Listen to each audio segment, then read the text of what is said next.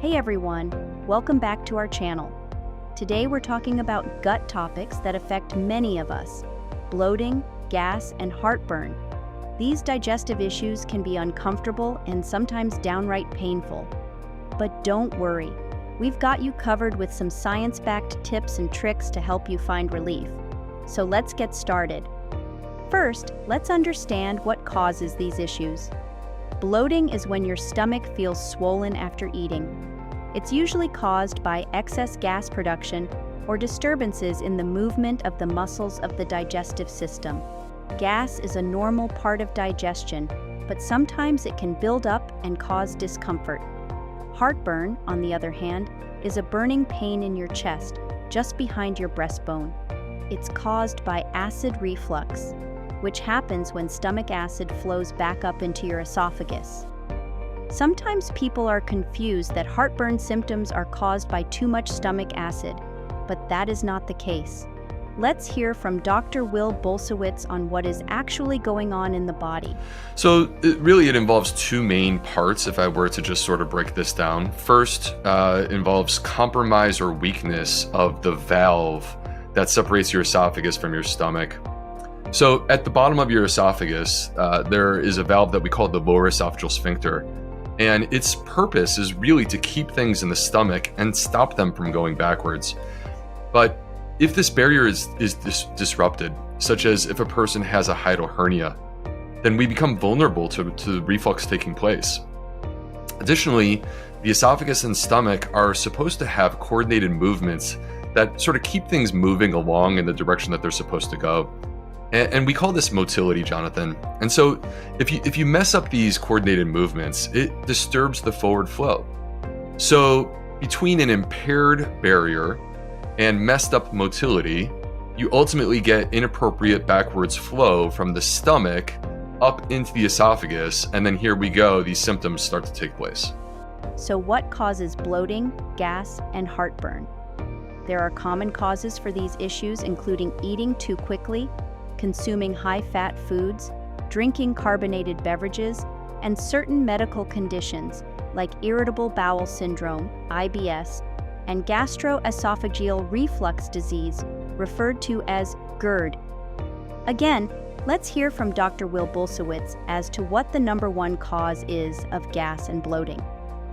In my experience as a gastroenterologist, the number one cause of gas and bloating that I've seen is actually constipation.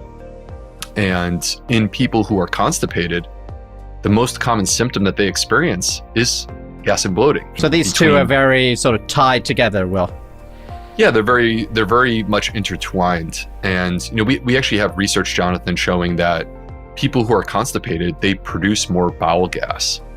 So I think it's worth noting that people with irritable bowel syndrome and chronic constipation, they may experience difficulties with regard to gas and bloating. And these challenges that exist, it can come from many different sources, which could include difficulty relaxing their bottom, difficulty having a good, complete evacuation or bowel movement. And so, no matter what it is, if you're suffering from constipation, there's a high likelihood that you're going to be suffering with gas and bloating at the same time. So in these cases, if you can remedy the constipation, you can hopefully offset some of the unpleasant side effects of bloating? Yeah, that's actually what I typically will strive to do as a gastroenterologist. Is from my perspective, I want to get them into a rhythm and get their bowels more regular. And if you can accomplish that, what I typically have seen is that the gas and bloating goes away. One major and very effective way to decrease constipation is by increasing fiber intake with your meals. Choosing healthy, natural sources of fiber from fruits, veggies, and whole grains are good choices to increase fiber intake. However, fiber can increase gas, which we will discuss later on in the video. Now, let's talk about how to reduce bloating. Here are some tips backed by research.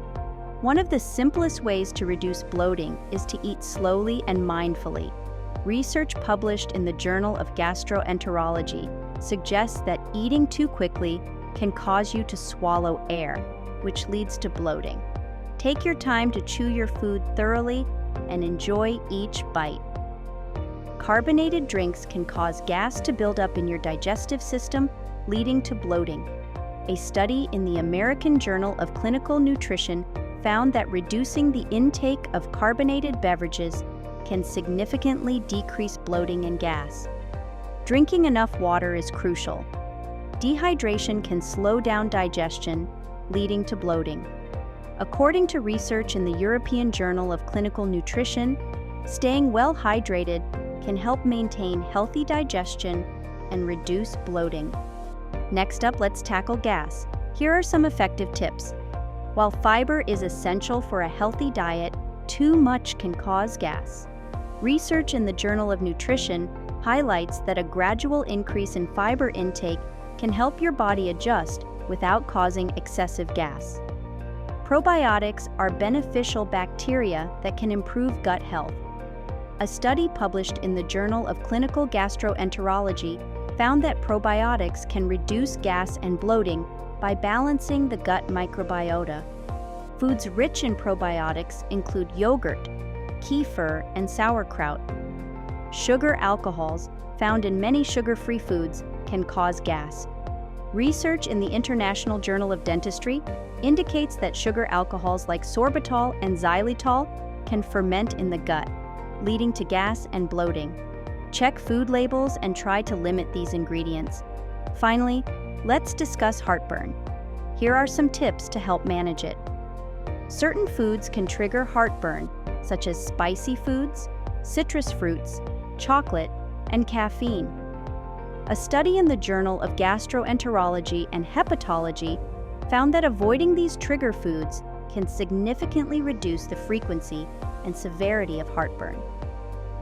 Eating large meals can put pressure on your stomach, leading to acid reflux. Research in the Digestive Diseases and Sciences Journal suggests that eating smaller, more frequent meals can help manage heartburn symptoms.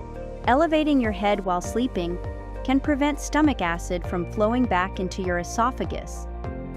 A study in the American Journal of Gastroenterology found that raising the head of the bed by 6 to 8 inches can significantly reduce nighttime heartburn. In addition to these tips, there are some general lifestyle changes and remedies that can help with bloating, gas, and heartburn. Excess weight can put pressure on your abdomen, leading to digestive issues.